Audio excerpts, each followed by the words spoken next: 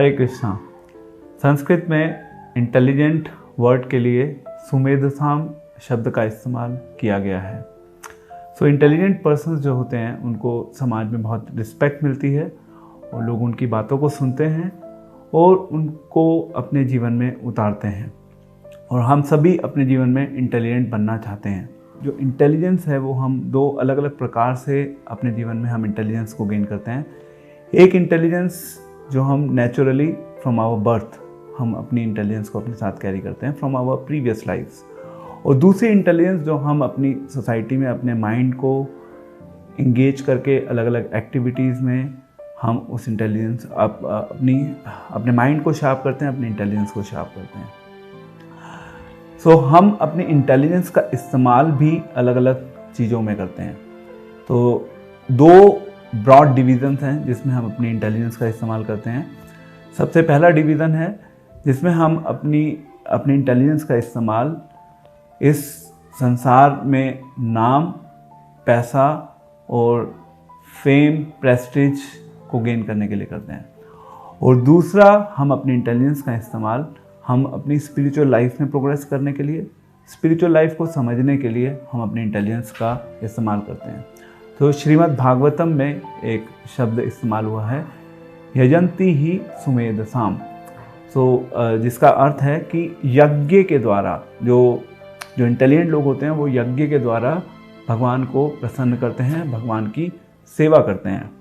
तो जब हम यज्ञ की बात करते हैं तो अलग अलग यज्ञों का हमारे शास्त्रों में वर्णन किया गया है। और उन यज्ञों में से एक यज्ञ है संकीर्तन यज्ञ।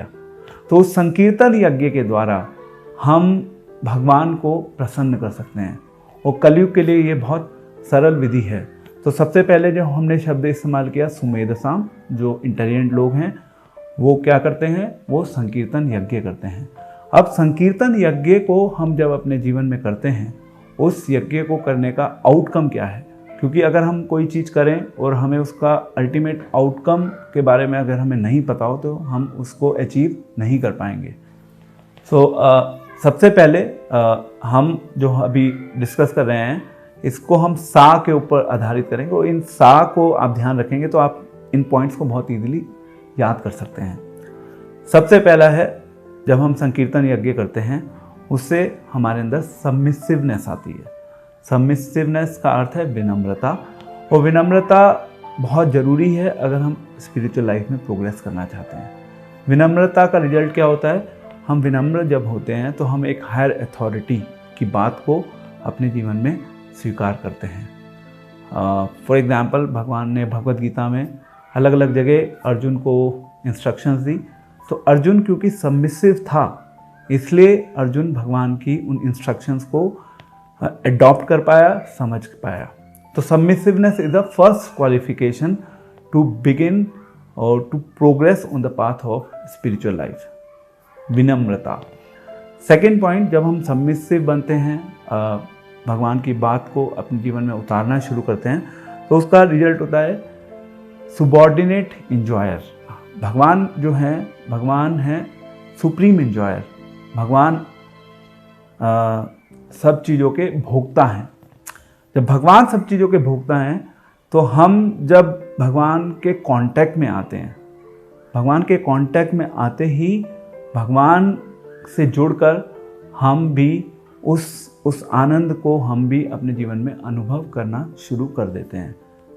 तो ये भगवान एक तरीके से हमें एक रिटर्न गिफ्ट के रूप में हमें वो बेसिकली इंजॉयमेंट देते हैं। और हम सभी लोग इस संसार में इंजॉयमेंट की तलाश में हैं, और अगर हमारे जीवन में इंजॉयमेंट नहीं होगा तो हमारा जीवन नीरस हो जाएगा। तो enjoyment is necessity of life. तो भौतिक लोग इस संसार में इंजॉयमेंट ढूंढते हैं, जो लोग स्पिरिचुअल आध्यात्मिक जीवन को अपने जीवन में फॉलो करते हैं वो भगवान के साथ अपने इंजॉयमेंट को ढूंढते हैं। सबसे पहला है सबमिसिवनेस। सबमिसिवनेस के साथ हम next is subordinate enjoyment, and then third is surrender. जब हम स्पिरिचुअल लाइफ में प्रोग्रेस करते हैं तो उसका रिजल्ट होता है कि हम धीरे धीरे भगवान को सरेंडर करने लगते हैं। और जब हम भगवान को सरेंडर करते हैं तो मारे कृष्ण राखे के राखे कृष्ण मारे के। तो भगवान अगर हमारी रक्षा करते हैं तो हम उसको ब्लेसिंग्स के रूप में स्वीकार करते हैं। भगवान अगर हमें मारते हैं तो हम उसको भी अपने जीवन में ब्लेसिंग्स के रूप में स्वीकार करते हैं। तो यानी कि जब हमारे जीवन में डिफ़िकल्ट स्थिति आती है तो हम उसको भी भगवान की ब्लेसिंग्स लेके हम आगे बढ़ते हैं। जब हमारे जीवन में कोई बहुत अच्छी स्थिति आती है तो उसको भी हम भगवान की ब्लेसिंग्स लेके हम जीवन में आगे बढ़ते हैं। और हम दोनों स्थितियों से हम कुछ ना कुछ शिक्षा ग्रहण करते हैं, क्योंकि हमारे जीवन का हर कार्य भगवान की कृपा के ऊपर केंद्रित होता है, भगवान की कृपा के ऊपर आधारित होता है। ये है हमारा surrender, the mood of surrender, शरणागति। And the last point is supreme abode, यानी कि एक है भौतिक संसार और दूसरा है भगवान का धाम। भगवान का धाम जिससे हम सब लोग आए हैं। तो अल्टीमेटली जब हम इस शरीर को छोड़ेंगे तो हमें भगवान के धाम ही जाना है। हम कोई भी हम में से यहाँ पे रहने वाला नहीं है। तो भगवान के धाम जाना मतलब जब हम तीनों चीज़ों को सही ढंग से करते हैं, हमारे अंदर सबमिसिवनेस आती है, जब हम भगवान के साथ रहकर आनंद को हम एक्सपीरियंस करना शुरू करते हैं और फिर उसके बाद हमारे अंदर शरणागति का भाव बढ़ता है, तो फाइनली हम भगवान के धाम जाने के अधिकारी बन जाते हैं। So now I am coming back to the topic कि हु इज इंटेलिजेंट। तो यज्ञ संकीर्तन प्रायश्च यजंती ही सुमेधसाम। तो जो इंटेलिजेंट लोग होंगे वो क्या करेंगे? संकीर्तन यज्ञ करेंगे।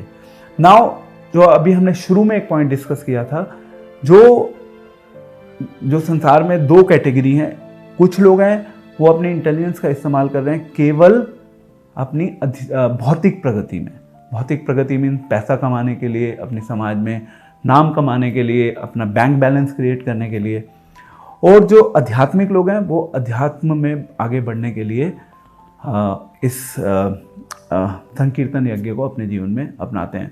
तो भौतिक चीज़ों को हम कितना पा सकते हैं, कितना नहीं पा सकते, वो बहुत ज़्यादा हमारे हाथ में नहीं है।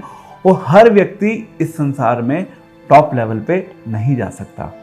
बट संकीर्तन यज्ञ जो रिकमेंड किया गया है यहाँ पे कि संकीर्तन यज्ञ सभी कर सकते हैं, इरिस्पेक्टिव ऑफ कि हमारे अंदर कितनी इंटेलिजेंस है, हमारे अंदर क्या कैपेबिलिटीज़ हैं, क्या कैपेबिलिटीज़ नहीं है, उसका क्राइटेरिया नहीं है। तो इंटेलिजेंट लोग क्या चूज़ करेंगे कि वो अपनी इंटेलिजेंस को स्पिरिचुअल लाइफ में प्रोग्रेस करने के लिए इस्तेमाल करें।